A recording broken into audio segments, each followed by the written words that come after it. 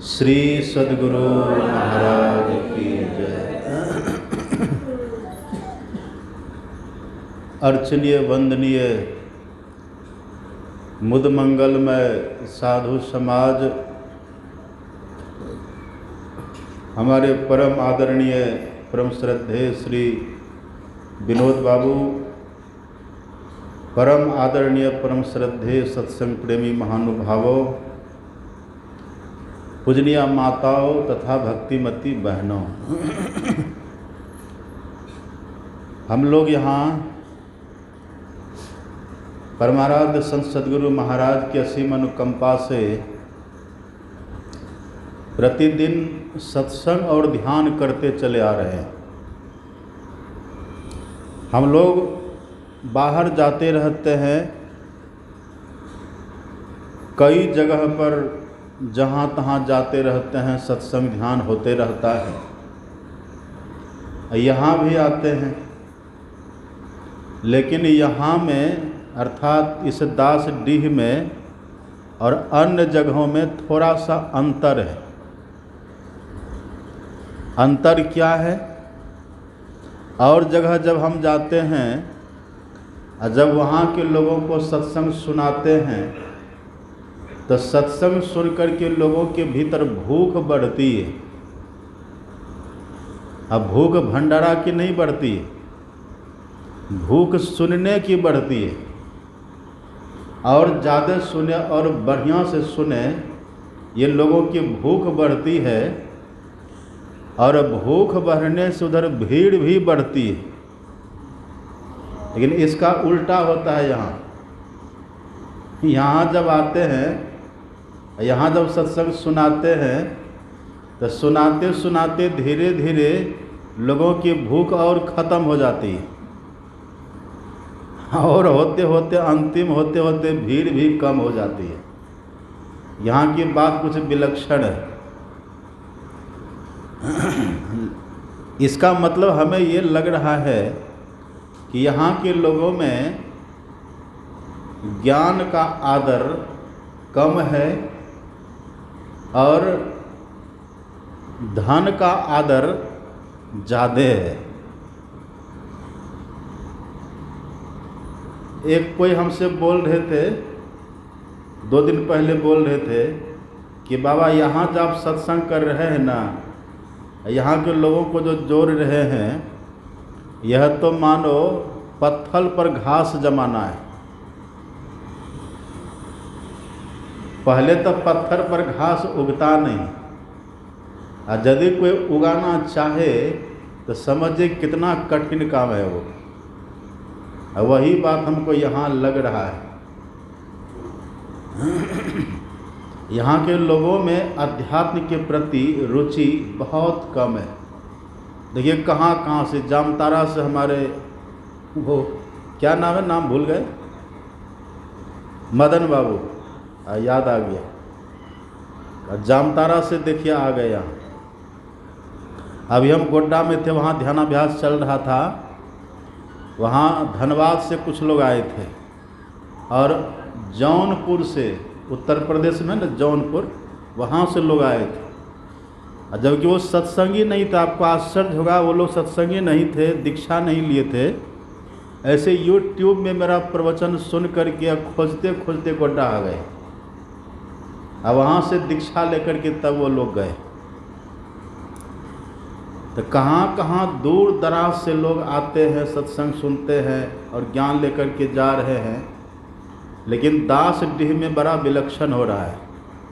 हम चाहते हैं कि दास डीह में लोग दास नहीं रहे। दास का मतलब क्या होता है? दास का मतलब गुलाम।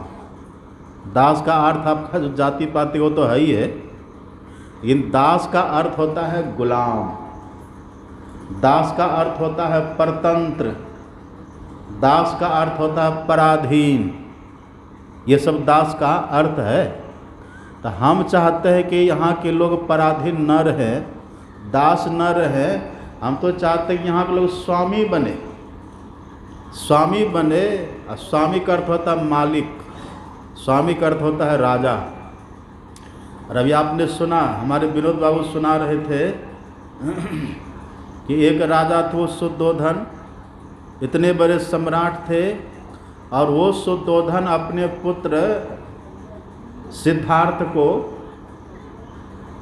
वही राज का पद देना चाहते थे, राजगद्दी देना चाहते थे, पर सिद्धार्थ ने उसको ठुकरा करके फकीर बन गए और वही बाद में बुद्ध बन जाते हैं। जान रहे ना बात? तो एक वो जब वो सिद्धार्थ बुद्ध बन गए तब उसने कहा कि अब मुझे सही स्वामित्व मिला है, अब मुझे सच्चा स्वामी का पद मिला है, अब मैं सच्चा राजा हो गया, पहले नहीं थे। तो ये दास से, सेवक से हम स्वामी बने, सेवक से स्वामी होवे और सुने जो अनहद नाद। हम चाहे ना तो दास से, सेवक से स्वामी बन सकते हैं। ये बनाने का एकमात्र जरिया है यही सत्संग।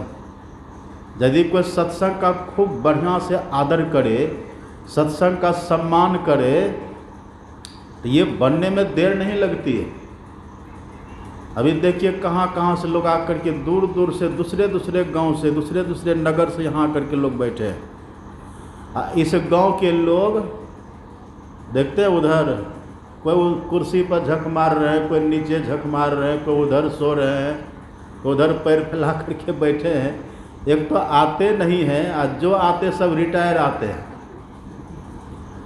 अब रिटायर से कुछ होता है? रिटायर जब गाड़ी का टायरे ख़त्म हो जाए तो गाड़ी चलेगी? जिसको लाभ होगा वो तो आते नहीं हैं, और आते भी तो रिटायर सब आते हैं।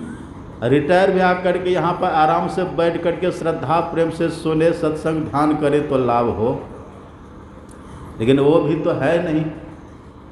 लेकिन कोई बात नहीं, गुरु महाराज की कृपा से यहाँ झंडा गड़ चुका है, यहाँ नगारा बज चुका है। अब नगारा बजा है, झंडा गड़ा है, आना तो एक न दिन सबको पड़ेगा ही। ध्यानाभ्यास करा के नहीं आइएगा तो सत्संग सुना करके लाएंगे, और सत्संग सुना करके भी नहीं आइएगा तो भजन गवा करके तब लाएंगे, अब भजन गवा करके, भजन सुन करके भी नहीं आइएगा तो कथा सुना करके लाएंगे। जैसे भी आप आएंगे, आना तो आपको है, अब छूटने वाले है नहीं।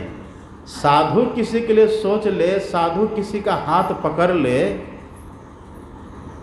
साधु किसी के हित के लिए सोचे और वो हित न हो, वो नहीं आवे, ये कैसे संभव है? साधु किसी का हाथ छोड़ते नहीं जब एक बार पकड़ लेते हैं। साधु जब किसी का संग एक बार पकड़ लेते फिर वो छोड़ते नहीं है, चाहे उसको जो बेलना पड़े वो बेल करके उसको ला करके ही छोड़ते हैं। इसका मतलब आप हमको मत समझ लीजिएगा, हम वैसा नहीं है। आपको गुरु महाराज ने आप पर कृपा करी है। सदगुरु महाराज की कृपा के बिना को पत्ता भी नहीं हिलता है। यहाँ तो देखते ही बिल्डिंग बन गया है। जब पत्ता भी नहीं हिलता है जिनकी कृपा के बिना, यहाँ इतना बड़ा बिल्डिंग बन गया, तो समझिए कितनी कृपा गुरु महाराज की है। आपके ऊपर गुरु महाराज की कृपा बरस रही है। अगर जल्दी समझ जाइए और संभल जाइए तब तो ठीक ठाक है, और नहीं तो देर से समझिएगा तो थोड़ा सा दर्द तो होगा। देर से समझने वाले को थोड़ा दर्द झेलना पड़ता है, और आना तो यही है। संत मता बिनु गति नहीं, सुनो सकल दे कान, और जौं चाहो उद्धार को बनो संत संतान। संत मत के बिना तो कल्याण कहीं होगा ही नहीं। मथुरा जावे द्वारिका, भावे जा जगन्नाथ, और साधु संगति हरि भजन बिनु कछु न आवे हाथ। कोटि कोटि तीरथ करे, कोटि कोटि करी धाम, और जब लग संत न सेवई, सरे न एको काम। कोई काम आपका सिद्ध नहीं होगा, जीवन सार्थक सफल नहीं होगा जब तक कि संत मत को नहीं पकड़िएगा। हमारे गुरु महाराज जी कहते थे सबके सब संत मत की छत्र छाया में आ जाइए और संत मत की शीतल छत्र छाया में रह करके अपना कल्याण करिए। और जो कुछ आप सुन रहे हैं ना, चाहे अभी के सत्संग में राम भगवान का ज्ञान का पाठ हो और चाहे प्रातः काल में भगवान शिव के ज्ञान का पाठ हो, चाहे संत कबीर का हो, संत सुंदरदास जी का हो, संत गुरु नानक का हो, संत गोस्वामी तुलसीदास का हो, संत सूरदास का हो, संत सदगुरु महर्षि मही परमहंस जी महाराज का हो, किन्हीं की जो वाणी है ये सब संत मत है।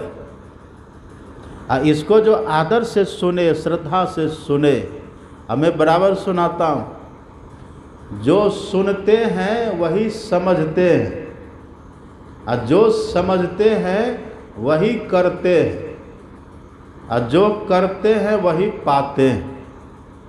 और जो सुनेंगे नहीं तो समझेंगे क्या, और जो समझेंगे नहीं तो करेंगे क्या, और जो करेंगे नहीं तो मिलेगा क्या। और जो सुनेंगे वही न समझेंगे और जो समझेंगे वही न समझा पाएंगे। आपके घर में कितना काम धंधा होगा? बहुत काम धंधा नहीं है। देखते हैं हमारे विनोद बाबू की कितनी फैक्ट्री चलती है, कितना नौकर चाकर लगा रहता है, और तब भी जैसे माइक जाता है एकदम ज्ञान, धराधर ज्ञान की बात बोल जाते हैं। अब ये मत समझिए कि हम केवल विनोद बाबू को ही माइक देंगे, कभी आपके सामने भी माइक चला जाएगा तो सोच करके रखिए किसके सामने कब हम माइक भेज देंगे कहना मुश्किल है। उस समय पता चलेगा आप क्या सुने हैं, क्या समझे हैं। यदि नहीं बोलिएगा माइक में तब आपकी बेइज्जती होगी, तब कैसा लगेगा। तो जो सुनते हैं समझते हैं उसी के ब्रेन में बात रहती, इसलिए बहुत सावधान होकर के सुनिए, समझिए। माइक कभी आपके पास जा सकता है और जब माइक जाएगा तो आपको बोलना पड़ेगा, और नहीं बोलिएगा तो हम तो कुछ आपको नहीं कहेंगे, आप तो हमारे लिए आदरणीय हैं, लेकिन आप तब असफल समझे जाएंगे, आप तब फेल माने जाइएगा। तो आपको फेल नहीं होना है, असफल नहीं होना है। अब माताएं मत समझिएगा आपकी तरफ मैक नहीं जाएगा, इधर भी चला जाएगा इधर भी कभी भी मैक जा सकता है। तो सुनिए और सुन करके याद रखिए, याद रख करके उसको सुनाने की क्षमता भी रखिए दिमाग में। ऐसा जब करेंगे ना, फिर आप देखेंगे धीरे धीरे आपके भीतर में ज्ञान पचने लगेगा, ज्ञान का काम होना वहाँ शुरू हो जाएगा। सबरी माता को देखते हैं, सबरी माता कितनी काली कलुटी, भोली भाली भिलनी, और राम भगवान के सामने प्रवचन कर रही है। सुने, कही कथा सकल, भगवान के सामने माता सबरी कथा कर रही है, जो कभी पढ़ी लिखी नहीं, कभी स्कूल कॉलेज का तो नाम भी उसने नहीं सुना था। जन्म लिया, थोड़ी बड़ी हुई, घर से भाग गई, जंगल चली गई, मतंग ऋषि की झोपड़ी में रहने लग गई। लेकिन मतंग ऋषि के पास जो रह करके उसने सत्संग सुना है, सत्संग सुना और मतंग ऋषि के अनुकूल उसने साधना करी। परिणाम ये हुआ कि भले वहाँ के लोग उनका विरोध करते थे माता सबरी का, लेकिन जब राम भगवान आए हैं ना, भगवान, व्यक्ति की बात तो छोड़िए, ब्रह्म भगवान जब आए हैं तब माता सबरी ने भगवान को अपना प्रवचन सुनाया। माता सबरी ने भगवान को अपनी कथा सुनाई है। कही कथा सकल, कथा भगवान श्रद्धा से बैठ के सुन रहे हैं। अब कहिए कितनी बड़ी बात।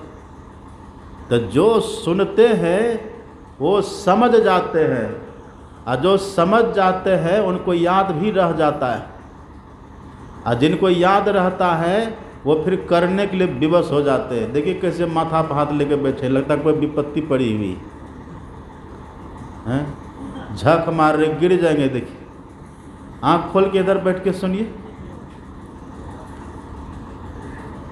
हमको लोग चरवाहा बना दिया सुनाते तो हम रहेंगे, हमारा काम यही है, गांव घर के लिए ही हम हैं। अभी आपने सुना राम भगवान लक्ष्मण जी को निमित्त बना करके अब वर्षा ऋतु का माध्यम लेकर के कितना सुंदर दिव्य आध्यात्मिक ज्ञान भगवान दिए। यही बात मैंने आपको कल भी सुनाई थी। भगवान कहते हैं सरिता सर जल निधि मह जाई, सरिता सर जल निधि मह जाई, होई अचल जिम जीव हरि पाई। भगवान कहते जैसे नदियों का पानी और तालाब का पानी बह बह करके समुद्र में जाता है, इसी तरह से जीव हरि को पा करके अचल सुखी शांत हो जाता है। ऐसे हो जाता है। आप और हम हैं कौन? आप और हम क्या है? आपने कई बार सुना, आप और हम जीवात्मा हैं।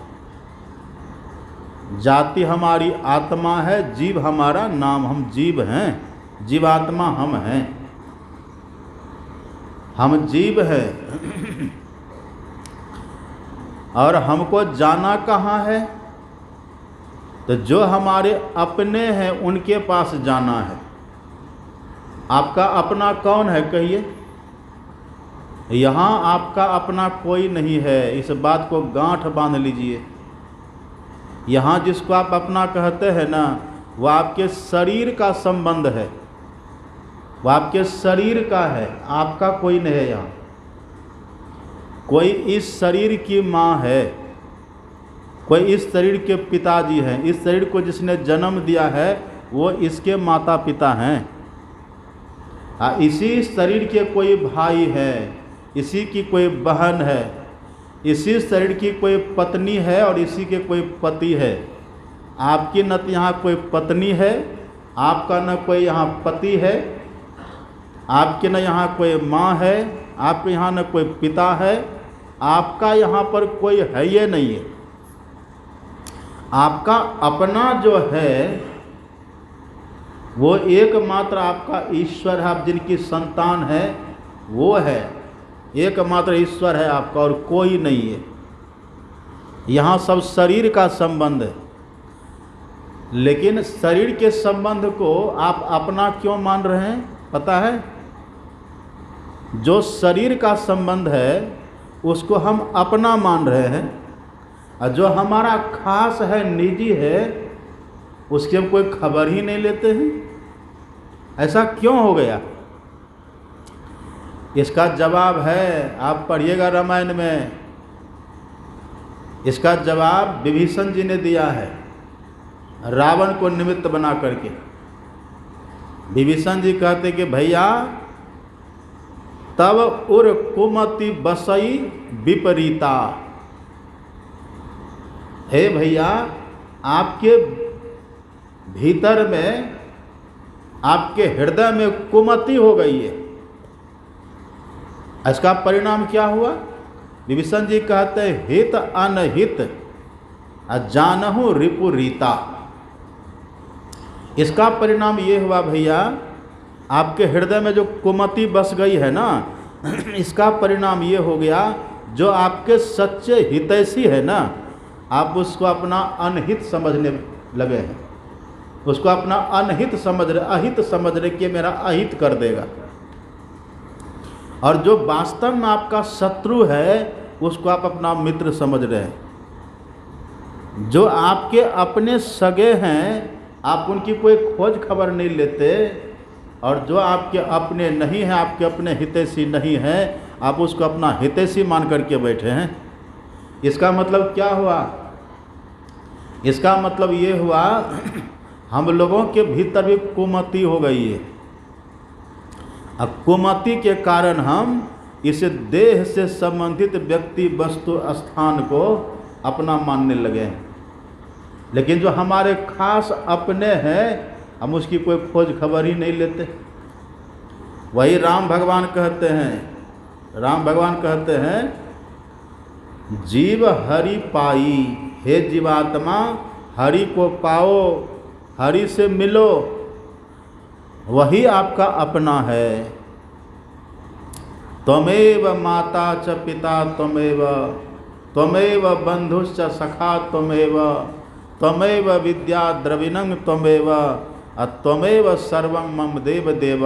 हे प्रभो, आप ही मेरी माँ हो, आप ही मेरे पिता हो, आप ही मेरे सखा सहोदर हो, आप ही मेरी विद्या बुद्धि हो, आप ही मेरा सर्वस्व हो।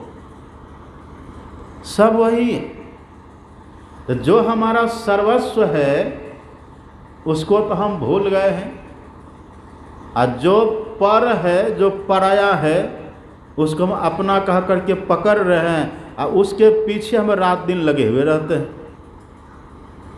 उसके पीछे लगे रहते और अपने के पास हम भागते रहते हैं। अब पलटू दास जी कहते हैं, पलटू सत्संग बीच में कर ले अपना काम। पलटू दास जी कहते जो सत्संग में जाते हैं ना, तो सत्संग में जाने वाले का अपना काम होता है। अपना काम मतलब आत्मा का काम, जीवात्मा का काम। सत्संग में जीव का काम सिद्ध होता है। सत्संग में जीव को अपना परिचय मिलता है। सत्संग में जीव को अपनों से मुलाकात करने का अवसर मिलता है। सत्संग में जीव को हकीकत का पता चलता है। अपना काम यहाँ सिद्ध होता है। लेकिन हम लोग कैसे हैं? सत्संग से ही दूर भागते रहते हैं, सत्संग से भागते रहते हैं। ये हमारी मति मारी गई है। फुटल मनुष्यबा के भाग, भाग हमारा फूट गया। फुटल मनुष्यबा के भाग गुरु गम नाही लही, भाग हमारा फुट फाट गया है। भगवान राम वही कहते हैं कि हे मनुष्यों, जैसे सभी नदियों का पानी और तालाब का पानी जाके समुद्र से मिलता है। अच्छा, एक बात आप बताइए, ध्यान से सुनिएगा। नदी का पानी तो चलता है तो वो जाकर के मिल लेता है, और तालाब का पानी चलता है क्या? चलता है? कुआं का पानी चलता है? तो भगवान क्यों कह रहे सरिता सर जल जल निधि मह जाई? भगवान ये जो कहते कि जैसे तालाब का पानी समुद्र में जाता है, हाँ ये बात तो सबको ही जानते हैं। ये बात तो सबको पता है कि नदी का पानी चलता है, नदियाँ बहती हैं, सबको ही जानते हैं। और तालाब बहता है, पोखरा बहता है। पोखर में जो पानी चला गया वो रुक जाता है। लेकिन भगवान क्यों कहते हैं जल जल निधि मह जाई? कभी सोचे आप? अब भगवान गलत कहेंगे? अब देखिए, हम आपको सुनाते हैं, तालाब का भी पानी चलता है। कैसे चलता है? हाँ, ये बात है कि तालाब का पानी हमेशा नहीं चलता है। तालाब का पानी चलता है और कुआं का पानी चलता है कब? सावन भादों के महीना में। जानते हैं कि ना आप? जब झमाझम वर्षा होती है, जब बादल बरसता है, तो बादल के पानी से जो तालाब है, जो कुआं है, सब भर जाता है। अब पहले का पानी जो उसमें पड़ा हुआ था, वो पानी इस पानी से मिल जाता है। और फिर तालाब में भी उफान आता है कि नहीं? कुआं भी उफान आता है कि नहीं? फिर सब मिल कर के बहता है कि नहीं? बह जाता है, बहता है ना, आप कहिए। तब वर्षा हुई, अब वर्षा का पानी तालाब के पानी से मिला तब न बहा। और यदि नहीं मिलता तब बहता? तब नहीं बहता। भगवान का देखिए संकेत कितना बढ़िया है, कितनी सुंदर बात भगवान कहते हैं। इसके पहले भगवान क्या बोले थे? इसके पहले भगवान ने कहा था, सिमटी सिमटी जल भरहि तालाबा। बरसात के समय में पानी बह बह करके तालाब में भरता है, और ऊपर से भी वर्षा का पानी भरता है। जब तालाब पूरा भर गया तब वही पानी भर करके उफान मार करके चल देता है। चलता है कि नहीं? तो अब आप कहिए इसका मतलब क्या हुआ? इसका मतलब क्या हुआ? नदी किसको कहते हैं? तालाब किसको कहते हैं? नदी का भाव यहाँ है, नदी का भाव यहाँ है जो ज्ञानी पुरुष है, जो जीवन के हकीकत को समझता है, जो यथार्थता को समझता है, वो सब दिन त्रिकाल संध्या कभी नहीं छोड़ते हैं। वो त्रिकाल संध्या प्रतिदिन करते हैं। सत्संग नित अरुध्यान नित रहिए करत संलग्न हो, यही है चलना। प्रतिदिन चाहे कितना भी काम धंधा हो, उसको छोड़ करके जैसे समय होता समय से ध्यान कर ही लेता है। कोटिम त्यक्त्वा हरि रसमरित, करोड़ों काम क्यों न हो, उसको छोड़ करके त्रिकाल संध्या कर ही लेते हैं। यही बोलते हैं नदी की धारा, जैसे नदी हमेशा प्रवाहित हो रही है, ऐसे ही जो साधक संसार की हकीकत को, यथार्थता को समझ लिया है, वो कभी त्रिकाल संध्या किए बिना नहीं रह सकता। आप जानते हैं राष्ट्रपिता महात्मा गांधी का नाम सुने कि नहीं? राष्ट्रपिता महात्मा गांधी कहते थे, मैं भोजन के बिना रह सकता हूँ, मैं भोजन के बिना रह सकता हूँ, लेकिन भजन के बिना नहीं रह सकता। इसको कहते हैं नदी। कबीर साहब कहते हैं, कबीर साहब कहते हैं, सुखिया सब संसार खावे और सोवे। ये संसार के लोग कैसे खाता है सोता है? सुखिया सब संसार खावे और सोवे, और दुखिया दास कबीर जागे और रोवे। यह है नदी, गति हो रही है। हम लोग तालाब खा करके सो गए, तालाब हो गए, खा लिए बस निश्चिंत होकर के पड़ गए, मोह निशा में सो गए, मानो तालाब के समान है। लेकिन कबीर साहब कहते, दुखिया दास कबीर जागे और रोवे। हम न कभी सोते हैं और न कभी हम चैन से रहते। क्यों? जैसे नदी को देखिए आप, नदी का पानी कभी चैन से रहता है? नदी का पानी कभी स्थिर होता है? गंगा कभी स्थिर होती है? गंगा की धारा अनवरत बह रही है, अविरल धारा है, निरंतर बहती रहती है। ऐसे ही जो महापुरुष होते हैं वो एकदम बहते रहते हैं, उनका प्रवाह, उनका बहाव सदैव ईश्वर की तरफ है। भोजन मिले कि न मिले, लेकिन वो भजन किए बिना नहीं रहेंगे। अब वे कहते हैं, कोटिम त्यक्त्वा हरि रसमरेत, चाहे करोड़ों काम क्यों न हो, करोड़ों काम को छोड़ करके पहले वो भजन में लग जाते हैं। और हम यहाँ थोड़ा उपहास भी करते रहते हैं, है कि नहीं? हम रामदेव बाबू को बहुत, इनका दिमाग खाते रहते हैं। हम पूछते रहते कहाँ गए थे, तो बाबा वहाँ 8 लाख का हिसाब करना था। हम बोले 8 लाख का हिसाब आपको करना है? ये काम तो जिसका था वो अपने हाथ में ले लिया है, अब आप क्यों जाते हैं? अभी क्यों ना आए ध्यान पर? तो बाबा वो काम था, तब क्यों ना आए? तो वो काम था। बहाना बनाते रहते हैं और हम क्या करते रहते हैं? हम ठोकर देते रहते हैं। हम देते ठोकर, इनको लगता है कि बाबा हमको टॉर्चर कर रहे हैं, लेकिन हम ऐसा नहीं करते।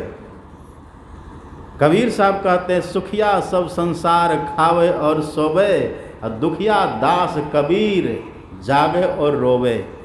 ये है बहता नदी और हम लोग हैं यही तालाब। अच्छा देखिए, तालाब कब बहता है? जब बादल बरसता है तब बहता है कि नहीं? जब बादल बरसे तब तालाब भी बहता है, तब कुआं भी बहता है ना? सही बात। बादल जब बरसे तो सब में पानी भर जाता है कि नहीं? उफान भरता है कि नहीं? और सब बहता है। आप देखेंगे जहाँ पर बहुत वर्षा होती है, मूसलाधार वर्षा जहाँ होती है ना, वहाँ का कुआं भी उफान भरता है, वहाँ का तालाब भी उफान भरता है, और सबका पानी बहता है। ये वर्षा किया है। अब बादल किसको कहते हैं? आप पढ़िएगा रामायण, वेद पुराण उदधि घन साधु चंदन तरु हरि संत समीरा, वेद पुराण उदधि घन साधु। दूसरी जगह कहते हैं राम सिंधु घन सज्जन धीरा, चंदन तरु हरि संत समीरा। राम मतलब परमात्मा। परमात्मा क्या है? समुद्र है। ईश्वर परमात्मा है समुद्र की तरह, और साधु महात्मा है बादल की तरह। जैसे बादल समुद्र से पानी लेकर के आता है, बरस जाता है समाज पर, गांव पर, नगर पर, ऐसे साधु संत परमात्मा का दर्शन करके परमात्मा का ज्ञान लेकर के आते हैं और समाज पर बरस जाते हैं। तो जो खा करके सोने वाला कुआं है ना, समझ रहे बात? जो बस जिसका काम है खाना पीना सो जाना, यह सब काम है पशु समाना, है कि नहीं?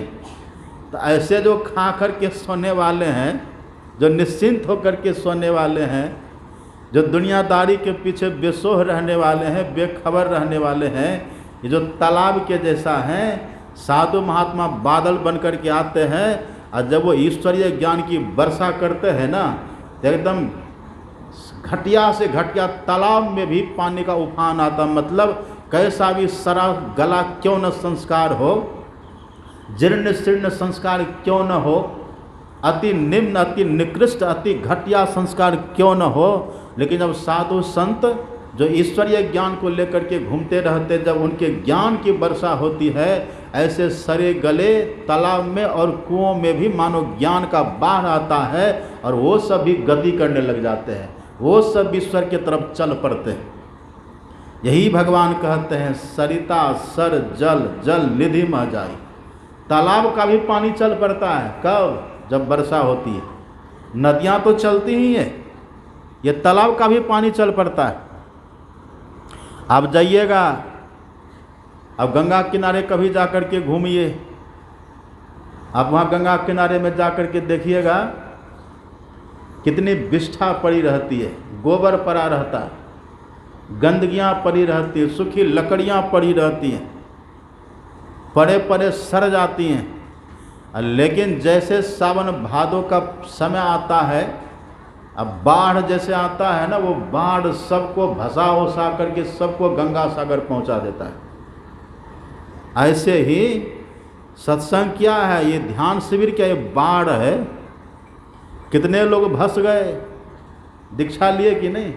ये रामदेव बाबू देखिए, ये इधर ही दीक्षा लिए हैं, ज़्यादा दिन इनको नहीं हुआ। ऐसे कितने कितने लोग दीक्षा लिए यहाँ, और आगे आने वाले समय में भी लेंगे। यही बाढ़ है जो तालाब के समान हम पड़े हुए हैं। जब ये ईश्वरीय ज्ञान की वर्षा होती है तो सब तालाब में उफान भरता है, सब कुआं में उफान भरता है, सब पानी जो सरा गला जो पड़ा हुआ था ना, वो सब निकल करके समुद्र की तरफ चल देता है। ऐसे सत्संग सुन करके, महापुरुषों के ज्ञान को सुन करके सब व्यक्ति ईश्वर की तरफ चल देते हैं। एक बात अब देखिए, बहुत ध्यान से सुनिएगा। समुद्र तो कहीं पर है, तब ना वहाँ नदियों का पानी जाता है। तो जहाँ समुद्र है वहाँ नदी बह करके जाती है। ईश्वर कहाँ है? आप कैसे जाइएगा? कहाँ है ईश्वर? हृदय में है, बाहर में नहीं है। कबीर साहब देखिए कितनी अच्छी बात कहते हैं। कबीर साहब कहते हैं हरि मही तनु है, तनु मतलब शरीर, भगवाने में हमारा शरीर है। हरि मही तनु है, तनु मही हरि है। जैसे मछली पानी में है, अब पानी के पेट में मछली है कि नहीं? कहिए। जल बिच मीन पियासी मोहि सुनी सुनी आवत हाँसी। हरि मही तनु है, तनु मही हरि है, सरम निरंतर सोई रे, कहे कबीर राम नाम न छोड़ो, सहजे होई सो होई रे। तो समुद्र तक कहीं दूर दराज है तो वहाँ नदियाँ बह करके जाती हैं, लेकिन जो भगवान राम कहते हैं अचल जिमि जीव हरि पाई, तो हरि कहाँ है? हरि कहीं दूसरी जगह जाकर के बैठे हुए हैं।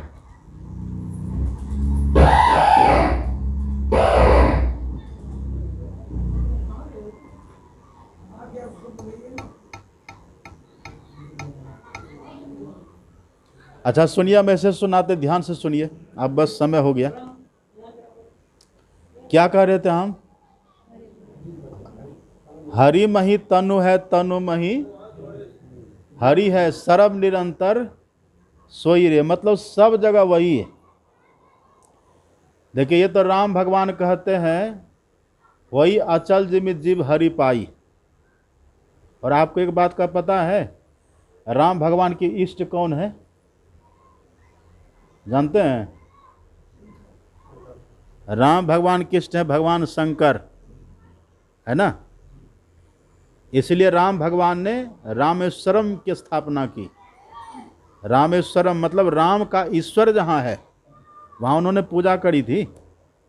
और आपको यह भी आश्चर्य होगा, राम के इष्ट है भगवान शिव, और शिव के इष्ट कौन है? राम भगवान। लिखा है रामायण में, मन थिर करी शंभु सुजाना, लगे कर्ण रघुनायक ध्याना। भगवान शिव राम भगवान का ध्यान करते थे। राम के इष्ट है भगवान शिव। तो राम भगवान कहते हैं कि हरि से जाकर के मिलिए। तो भगवान शंकर से, जो राम भगवान के इष्ट है, भगवान शंकर से पार्वती माता ने प्रश्न किया कि भगवान समुद्र तो कहीं है तो जाकर के मिल लेगा, लेकिन हरि कहाँ हैं? हरि कहाँ रहते हैं? और हरि कहने से यहाँ मतलब विष्णु भगवान से नहीं है। हरि कहने से मतलब है जो हमारे दुखों का हरण करे, जो हमारे सभी क्लेशों का हरण करे, उसको कहते हैं हरि। वही है हमारे ईश्वर परमात्मा। तो पार्वती माता प्रश्न करते हैं कि भगवान वो हरि कहाँ रहते हैं? तो भगवान शंकर ने बहुत सुंदर जवाब दिया है, अब रामायण में पढ़ेंगे। और जहाँ पर भगवान शंकर बता रहे थे ना, वहाँ पर सभी देवी देवता भी थे। वहाँ सभी देवी देवता थे और पार्वती माता भी थी। पार्वती माता से भगवान शिव सुना रहे हैं, हे देवी, वहाँ पर सभी देवी देवता थे। वहाँ पर मुझसे पूछा गया कि हरि कहाँ है, तब मैंने कहा था वही तुम भी सुनो। और भगवान ने क्या कहा? हरि व्यापक सर्वत्र समाना। वह हरि जो है ना, सब जगह समान रूप से व्यापक है। मतलब ये समझिए, अभी जहाँ हम लोग बैठे वहाँ है कि नहीं? यहाँ भी है, लेकिन अभी दिख रहा है। क्यों नहीं दिख रहा है? इसीलिए नहीं दिख रहा है क्योंकि हमारे भीतर उनके प्रति प्रेम नहीं है। भगवान शिव कहते हैं वो दिखेंगे कैसे, वो प्रकट कैसे होते हैं? हरि व्यापक सर्वत्र समाना, अब प्रेम ते प्रकट होई मैं जाना। ये भगवान शिव कहते हैं मुझे पता है, मैं जानता हूँ कि हरि का दर्शन, भगवान का दर्शन जब भी होगा तो प्रेम से वो प्रकट होते हैं। कैसे प्रकट होते हैं? अभी किससे आपको प्रेम है? अभी जिससे हम लोगों को प्रेम है ना, वो हम लोग के सामने प्रकट होते रहते हैं। जिससे प्रेम वो प्रकट होता है। जिसको धन से प्रेम, उनको धन मिलता है। पुत्र से प्रेम है, पुत्र मिलता है। पुत्री से प्रेम है, पुत्री मिलती है। परिवार से प्रेम है, परिवार मिलता है। ये जो है ना, ये तो सच्चा प्रेम का रूप है भी नहीं। ये तो प्रेम का विकृत रूप, इसको वासना कहते हैं। सच्चा प्रेम कैसे मिलेगा? सच्चा प्रेम हमको तब मिलता है जब ईश्वर के लिए ही सब काम करेंगे, जब परमात्मा के लिए ही सब कुछ करेंगे, तब उनके प्रति प्रेम जगेगा। और जब प्रेम उनके प्रति जगेगा तो फिर उनका दर्शन दूर नहीं रहेगा, वो प्रकट हो जाएंगे। प्रेम चाहिए। भगवान शिव कहते प्रेम ते प्रकट होई में जाना। अब थोड़ा सा सुनिए, अब खत्म करेंगे। राम भगवान ने गुरु वशिष्ठ से मानो पूछा है कि गुरुदेव प्रेम कैसे प्रकट होता है, ये बतलाइए। तब गुरु वशिष्ठ ने बहुत कुछ गिनाया है, ऐसा करो तो प्रेम होगा, ये करो तो प्रेम होगा, वो करो तो प्रेम होगा। उसी क्रम में गुरु वशिष्ठ कहते हैं कि हे राम, जो सब कुछ तुम्हारे लिए ही करे, तुम्हारे लिए मतलब क्या, राम के लिए, भगवान के लिए, जो सब कुछ तुम्हारे लिए करे, भगवान के लिए करे, उसके भीतर प्रेम प्रकट हो जाता है। वहाँ पढ़िएगा, गिनाए हैं, दान, दया, दाम, तीरथ मज्जन, जह लगी धर्म कहत श्रुति सज्जन, आगम निगम पुराण अनेका, अब पढ़े लिखे कर फल प्रभु एका, तब पद पंकज प्रीति निरंतर, और सब साधन कर फल यह सुंदर। एक नंबर में क्या बोले, दान, दान दया दम तीरथ मज्जन। हे राम, जो आप ही के नाम पर दान भी करे, जो आप ही के नाम पर दया भी करे, जो आप ही के नाम पर तप भी करे, जो आप ही के नाम पर तीर्थ में भी जाए, जो आप ही के नाम पर तीर्थ स्नान भी करे, जो आप ही के लिए वेदाध्ययन भी करे, जो आप ही के लिए पुराण की कथाओं का भी श्रवण करे, जो आप ही के लिए सब कुछ करे ना, तो धीरे धीरे उसको आपके प्रति प्रेम प्रकट हो जाता है। अब वही प्रेम जब प्रकट होता है तब भगवान शिव कहते हैं, प्रेम ते प्रकट होई मैं जाना। अब गीता को आप पढ़िए, गीता में भगवान श्री कृष्ण कहते हैं, यत करोसी यदसनासी यज्जु होसी ददासी यत यत तपस्यसी कौन्तेय तत्कुरुस्व मदर्पणम। भगवान कहते हैं कि सुनो, जो कुछ करो और जो कुछ खाओ और जो कुछ दान करो और जो कुछ तप करो, वो सब कुछ मेरे लिए करो। जब मेरे लिए करोगे ना तो तुम मुझे पालोगे। ऐसा क्यों कहते हैं भगवान? हम भोजन भी कर रहे हैं, इसलिए भोजन कर रहे हैं कि शरीर हमारा स्वस्थ रहेगा तब ना भजन करेंगे। हम दान भी कर रहे हैं, क्यों दान कर रहे हैं?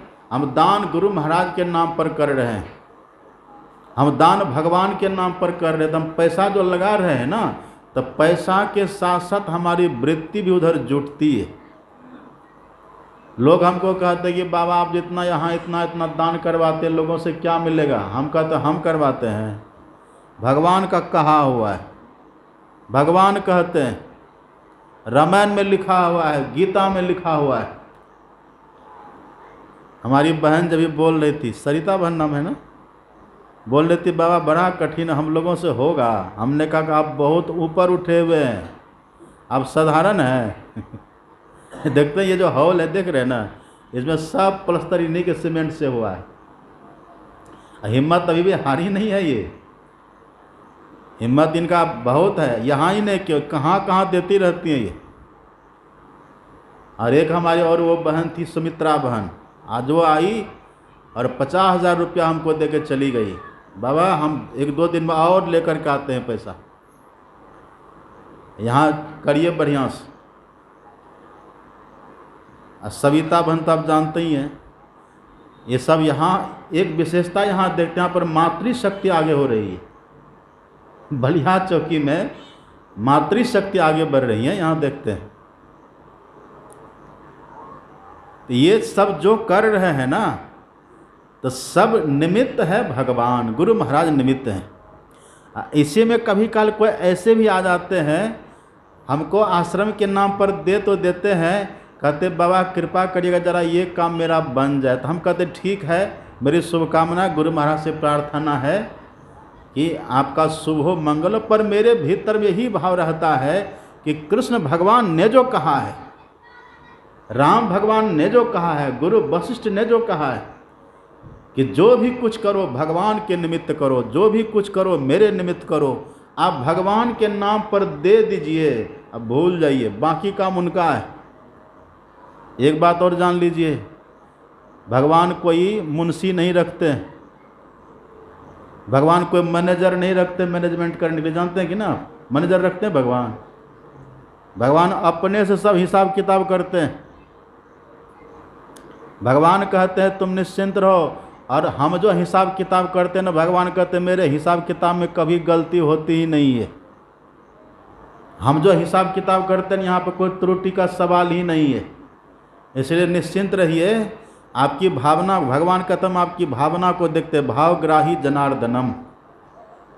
तो जब हम दान भी करेंगे भगवान के नाम पर, तब भी करेंगे। अभी जब आप सत्संग में बैठे हैं, सब बैठ जाएंगे सत्संग में, मजा ले, सब बैठ जाएंगे? नहीं बैठ पाएंगे। सत्संग में वही बैठते हैं जो सबसे बड़े तपस्वी हैं। आप पढ़िए वेद, वेद तो आज शायद आप देखे भी नहीं होंगे, लेकिन एक पुस्तक हमारे गुरु महाराज जी ने लिखी है, वेद दर्शन योग, उसको पढ़िएगा। उसमें वेद भगवान का वचन है। वेद भगवान कहते हैं जो व्यक्ति दुनिया का सब तप कर ले और सत्संग रूपी तप नहीं करे तो उसको ब्रह्म ज्ञान कभी नहीं होता, उसका आत्मकल्याण कभी नहीं होता है। सब तप करे दुनिया का, पानी में खड़ा हो जाए, उल्टा लटक जाए, एक हाथ को ऊपर करके रखे, पैर पर खड़ा होकर के रहे, धरती में गर करके रहे, दुनिया की सब तपस्या करे, लेकिन सत्संग में बैठ करके यदि सत्संग को सुनने वाला तप न करे तो वेद भगवान कहते हैं उसका आत्मकल्याण कभी नहीं होता है। इसलिए सत्संग में बैठना की तपस्या है। यहाँ जब लोग नहीं आते तो हम कहते यही तो इसका महत्व है कि तपस्या सब कोई नहीं करते। ये तपस्या सबके बस की बात नहीं है। और तपस्या शब्द ही ऐसा है जिससे, तपस्या शब्द भी बोलने से कठिनाई का एहसास होता है। तब मतलब थोड़ा कष्ट सहना एहसास होता है कि नहीं। और सत्संग में आगे देखिए क्या क्या होता है। कितने का बैठे बैठे कमर दर्द कर जाता है, कितने का बैठे बैठे पीठ की रीढ़ दुखने लग जाती है, कितने के घुटना में दर्द होता है कि नहीं। और कितने का वहाँ काम धंधा घर में खराब हो रहा है, सब काम धंधा छोड़ छाड़ करके यहाँ बैठ करके दर्द सह करके सुन रहे हैं। ये गुरु महाराज के लिए आप कर रहे हैं। जब कछु काल करिए सत्संगा, तब ही होए मोह भ्रम भंगा।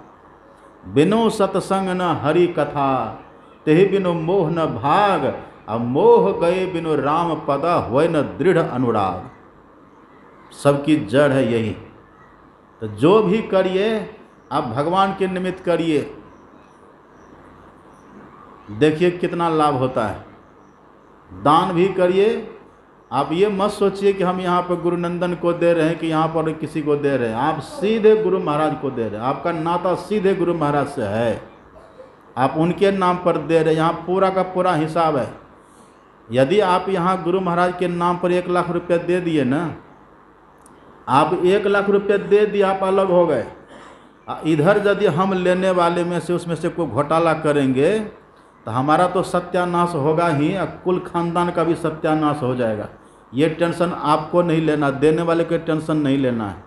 ये काम है गुरु महाराज का, ये काम है भगवान का। अब दे करके निश्चिंत हो जाइए। यहाँ सब हिसाब किताब बराबर होता है। यहाँ यदि 1 पैसा भी यहाँ का कोई खाएंगे, उसके कुल में खानदान में जंग के तरह ये एकदम घून लग करके खा जाता है। ये दान का धन बड़ा खतरनाक होता है। यदि दान के धन को ठीक ठीक हम लगा दिए तब तो सोना में सुगंध है। और यदि उसको खाने का हम प्रयास करेंगे तो कभी भी आपका भला नहीं होगा। इसलिए दान देने वाले को निश्चिंत होकर के रहना चाहिए। हम गुरु महाराज के नाम पर दिए, अब जो करे गुरु महाराज। यही जो भाव आपका है ना, वो भाव आपको गुरु महाराज से जोड़ देगा, वही प्रेम प्रकट कर देगा। तभी तो गुरु वशिष्ठ कहते हैं दान दयादम तीर्थ मज्जन। पहला शब्द दान का प्रयोग करते हैं। दान दयादम तीर्थ मज्जन, जह लगे धर्म कह श्रुति सज्जन। आगम निगम पुराण अनेका, पढ़े लिखे कर फल प्रभु एका। तब पद सब साधन कर फल यह सुंदर, तब पद पंकज प्रीति निरंतर। यही तो है। तो जब प्रेम हमारे भीतर होगा तब हम ईश्वर से दूर नहीं रहेंगे। जहाँ हम हैं वहीं प्रकट हो जाएंगे। प्रहलाद के लिए भगवान खंबा से प्रकट हो गए।